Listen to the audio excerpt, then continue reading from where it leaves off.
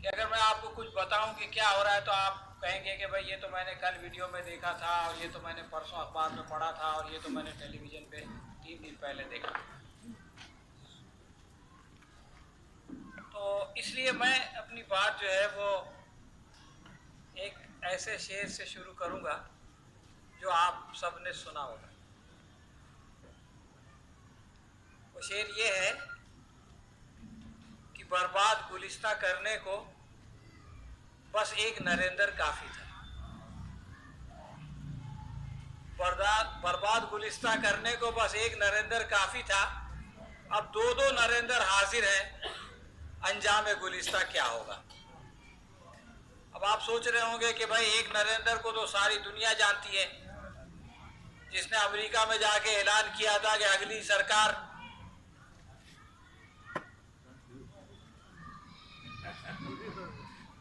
तो 224 में तो ये भी यहां भी हो जाएगा इंशाल्लाह। लेकिन ये कि दूसरा नरेंद्र कौन है उसको आप जानते हैं क्या? कितने लोग जानते हैं दूसरे नरेंद्र को? हाँ, हिंदुस्तान का कृषि मंत्री यानी वजीर ज़राअत, एग्रीकल्चर मिनिस्टर का नाम भी इत्तेफाक से नरेंद्र तोमर है। अब आपकी समझ में आ गया होगा कि जब से ये एहतजाज चल रहा है, 44वां दिन है, और अभी तक ये मसला हल क्यों नहीं हुआ। 7 साल से हिंदुस्तान में अच्छे दिन नहीं आए, किसी के अकाउंट में 15 लाख रुपया नहीं आया, बल्कि उसके बजाय नोटबंदी और जीएसटी आ गई। ये सारा एक नरेंद्र का किया हुआ है। और दूसरा नरेंद्र जो है वो बार बार किसानों को बुलाता है बातचीत करने के लिए, और वो बातचीत नाकाम हो जाती है। आज 9वें राउंड की गुफ्तगू थी, 9वीं मर्तबा किसान जो है वो मिलने के लिए आए इस सरकार से, और आज भी उनकी बातचीत नाकाम हो गई। आपको ये जान के हैरत होगी कि आज मीटिंग के दौरान एक किसान लीडर ने एक प्ले कार्ड उठाया, बलवंत सिंह नाम है उसका।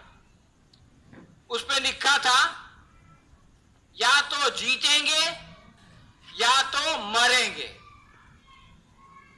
दोस्तों, जो लोग मरने से नहीं डरते वो हारते नहीं हैं। वो लोग इस दुनिया में हार उन लोगों के मुकद्दर बनती है जो कि मरने से डरते हैं। तो आज की सर्दी में, ऐसे खतरनाक मौसम में, ये किसान अपनी जान हथेली पे लेकर के आके दिल्ली के बॉर्डर पे बैठा हुआ है।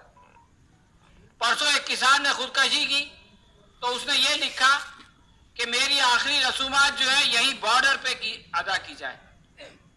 मेरा बेटा यहां मौजूद है, मेरा पोता यहां मौजूद है, मेरा पूरा खानदान यहां मौजूद है। जब कोई आदमी मरता है तो उसकी लाश को उसके घर लेके जाया जाता है, उसके रिश्तेदारों में। लेकिन उस किसान ने कहा कि मेरा पूरा खानदान तो यहां मौजूद है, मेरी लाश को कहीं भेजने की जरूरत नहीं है। दोस्तों, ये वाकया मैं आपको इसलिए सुना रहा हूं कि आपको पता चले कि इन किसानों का कमिटमेंट इस तहरीक के साथ कैसा है। और इस तरह का कमिटमेंट जो है वो आसानी से नहीं होता। जब किसी का सर्वाइवल, जब किसी का बका खतरे में पड़ जाता है तो फिर वो अपनी जान हथेली पे लेके मैदान में उतर जाता है। सरकार बार बार ये कहती है कि ये हमारी बात किसानों की समझ में नहीं आ रही है, इसलिए वो एहतजाज कर रहे हैं। दोस्तों, ये उल्टी बात है।